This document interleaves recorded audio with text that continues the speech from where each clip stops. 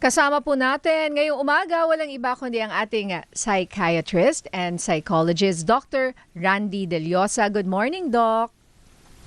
Hello, good morning to everyone. Good morning, Ninya and Migs. Thank you for having me around again. Thank you. And tamang-tama because magva-Valentine na nga po sa Sabado. Ayan.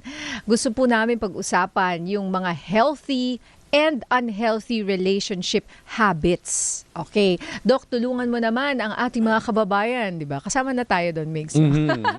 Ano nga ba ang red flags sa mga relationships? So, isa-isahin natin at paano natin ito mabibigyan ng solusyon? Or kung walang solusyon, kailan ba magmo-move on? Okay. So, very maganda yung topic natin ngayon, no? Kasi this is not only pang Valentine's, pero it's very practical, no? Red flags. So, isa sa mga red flags is, of course, yung pagiging controlling o manipulative. Di ba?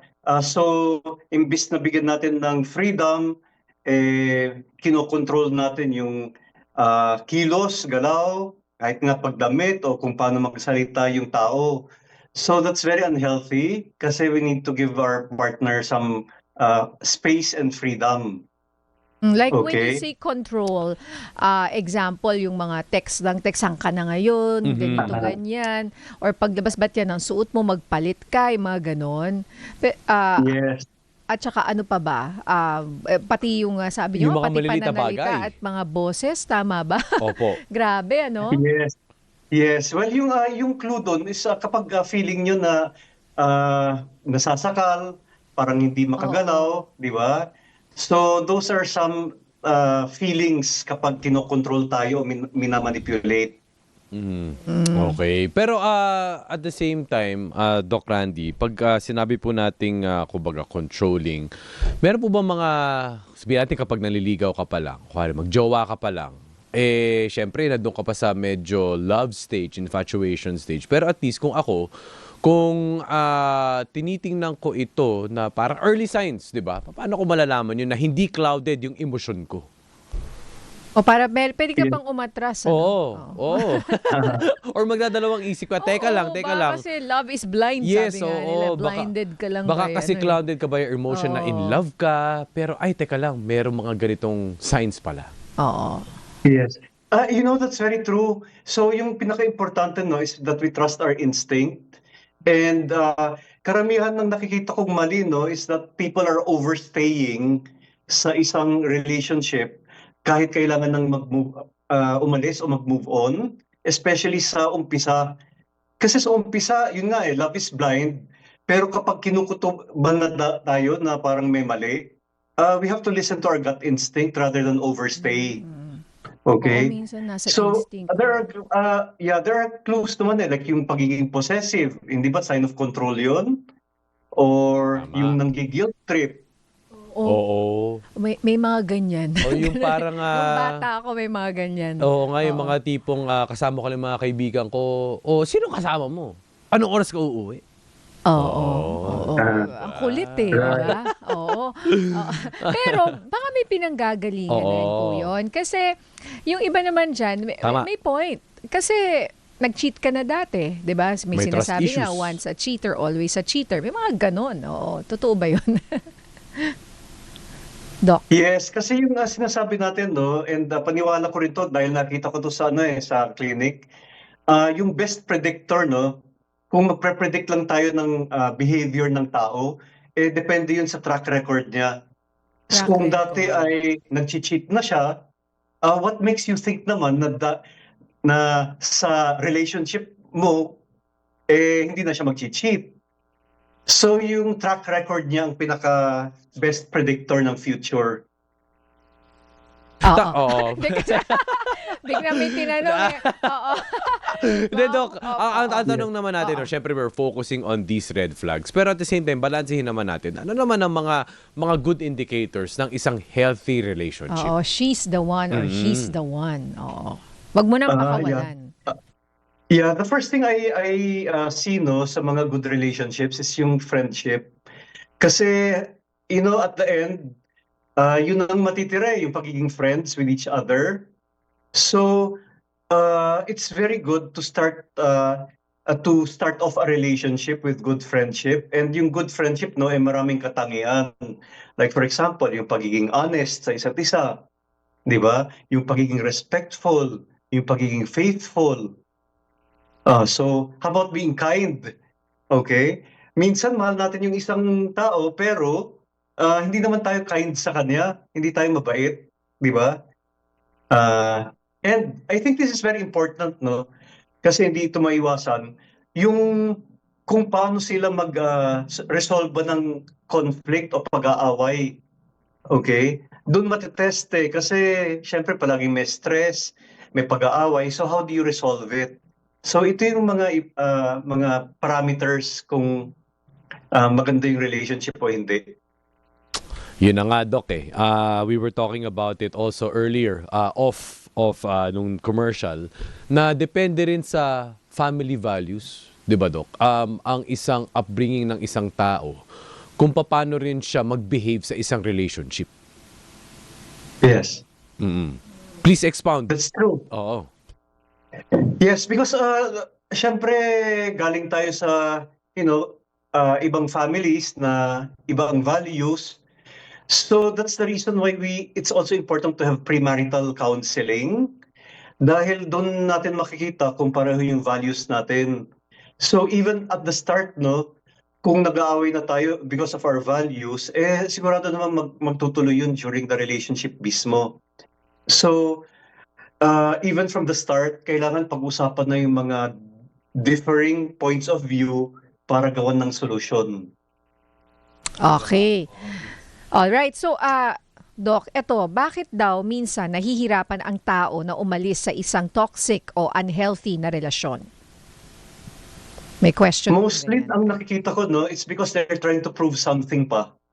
Okay? They're trying to prove sa sarili na pwede pa nilang baguhin yung isang tao, di ba? Yung partner nila, pwede pa nilang baguhin, o meron pang pag-asa na magbabago siya, Pero or wala na. pinoprove pa niya sa sarili niya na worthy siya. Okay? Or dahil sa financial means, financial reasons, or dahil sa mga bata. And sometimes they're addicted to unhealthy relationships. Okay? Kaya nga ito yung problema ng... Yeah. Sorry, may ganun nga po. May mga parang prone na parang bakit siya na naman, yun na naman na, 'di ba, yung boyfriend niya nag-cheat na naman sa kanya o yung girlfriend niya nag-cheat na naman sa kanya. Kumbaga hindi na natuto. Parang may mga taong nagfo-fall palagi sa kumbaga sa ganung mali. pattern, sa ganung may pattern. Oo. Opo. Oo. Gusto nila yung Yes. mga ganun, kumbaga. Or bakit ganun ba sila nanulure sa ganung pattern, Oo. Doc?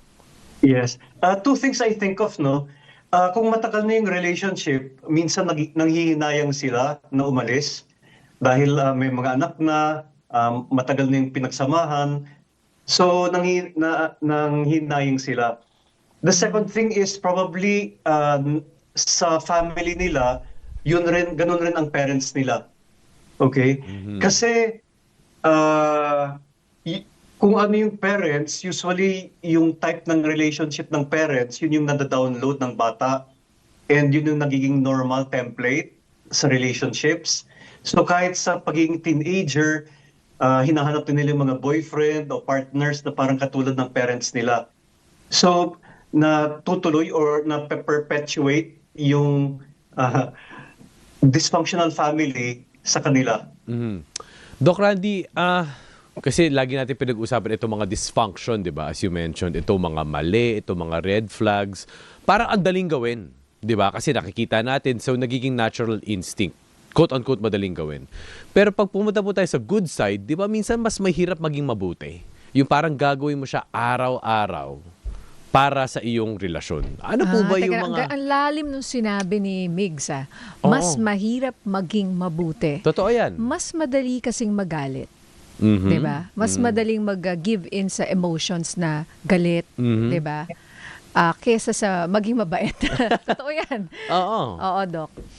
Di ba? Yes. So, unang-una, ang magiging interest ko ay ano yung nagkakos ng conflict. Okay? Kasi kung hindi siya mabait, was there something that happened in the past? Or posible bang dahil stressed lang siya? Or dahil baka naman physiological, like may period yung partner, okay? So we have to identify muna kung ano yung nagko-cause ng conflict, and yun yung ita-target.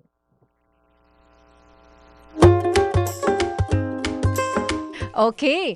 Doc, may question dito.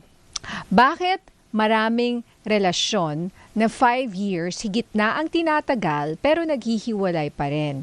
At sa next relationship, nagpapakasal daw agad. Yan. May age factor din ba yan? Sige po, Doc. Okay, bakit naghiwalay after 5 years? So, ang maiisip ko, no, baka merong conflict na hindi nare-resolve. And then naiipon yung mga conflicts na yon. Siyempre, kung may conflict, may hinanakit. So, naiipon yung conflicts and hinanakit. Pangalawa, baka hindi na nurture yung relationship. So, baka yung spice o yung passion, siyempre that's an important ingredient eh. Or affection. Kung walang passion nor spice, siguro yung affection lang, or kahit yung love language, hindi nakakultivate. Okay?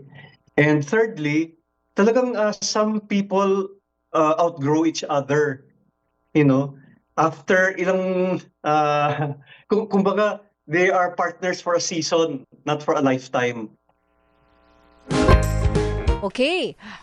Doc, ito may mga reaction. Sabi ni Phantom Beard PH, find someone that has your traits. But minsan they say opposites attract. Oo, di ba? Totoo ba yun, Yes. Doc? Opposites attract. Opposites attract initially. Okay? And then, sa pagtagal, yung pagiging different nila sa isa't isa, yun yung magiging cause ng problems. Okay? Gusto kong i-correct yung nasabi niya na find somebody who is like you.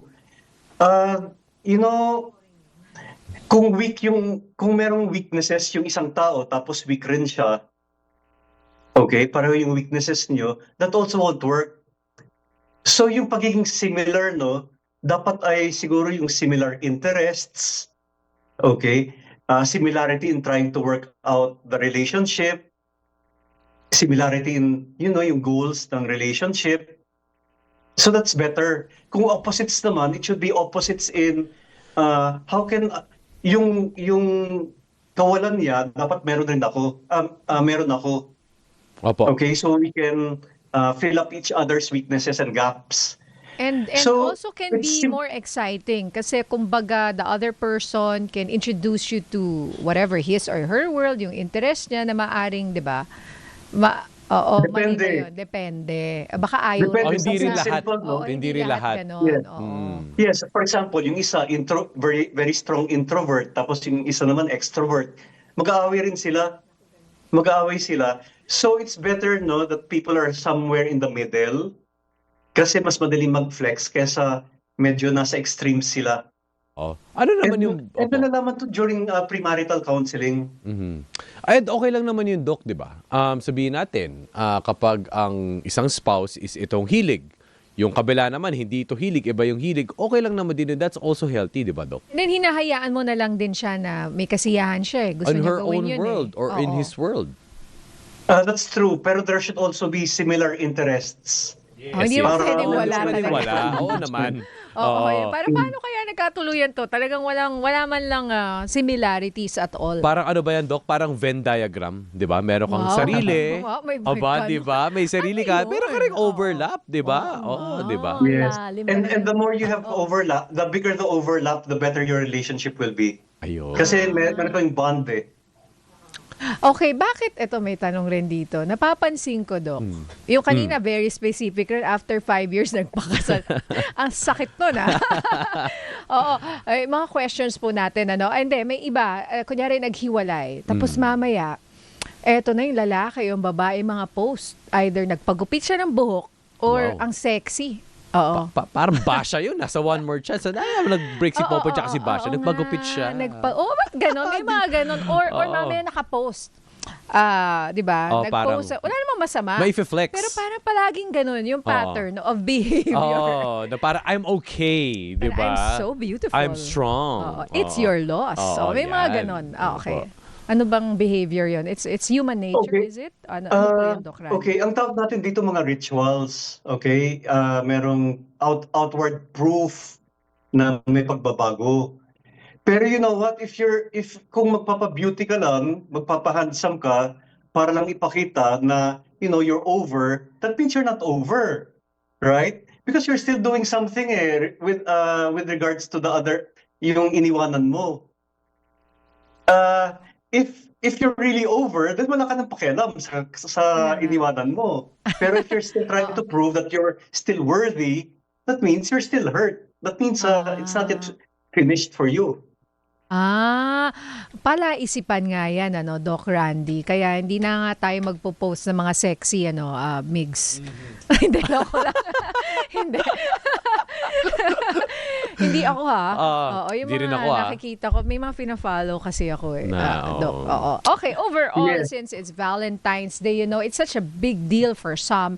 And yung iba kasi, it feels like pag Valentine's Day, meron silang, kung may holiday blues, may Valentine's Day blues. Kasi lalong, 'di ba, kung wala ka sa isang relasyon or naghiwalay kayo or kahit na you're in a relationship, 'di ba? Parang there's pressure na i-celebrate ang araw na ito, 'di ba? In a big way.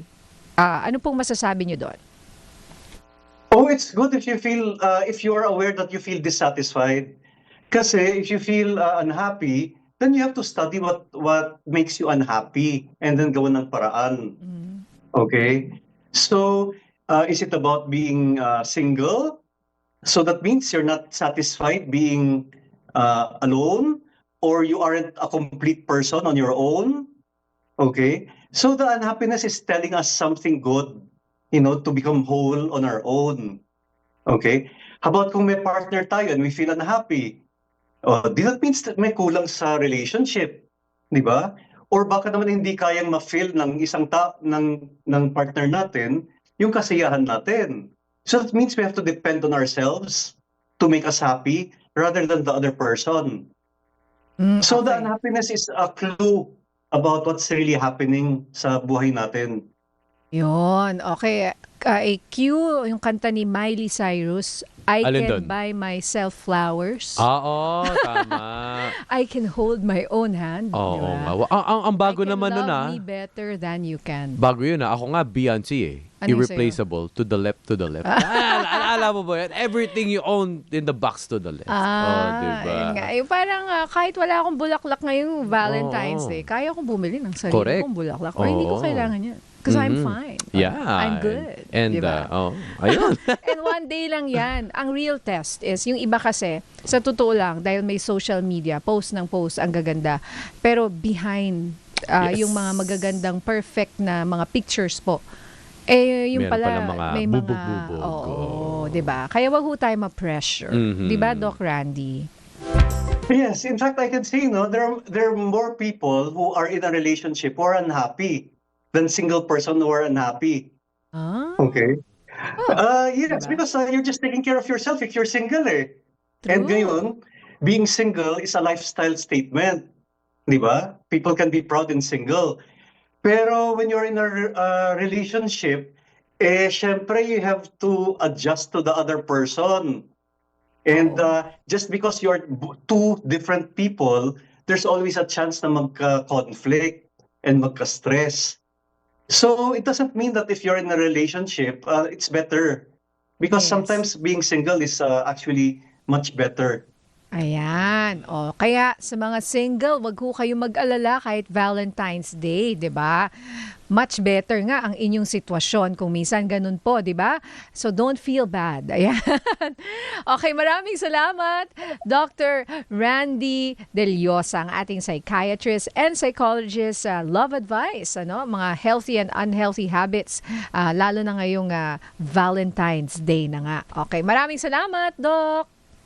Thank you, Ninya and Migs. Bye. Happy Valentine's Happy Day. Valentine.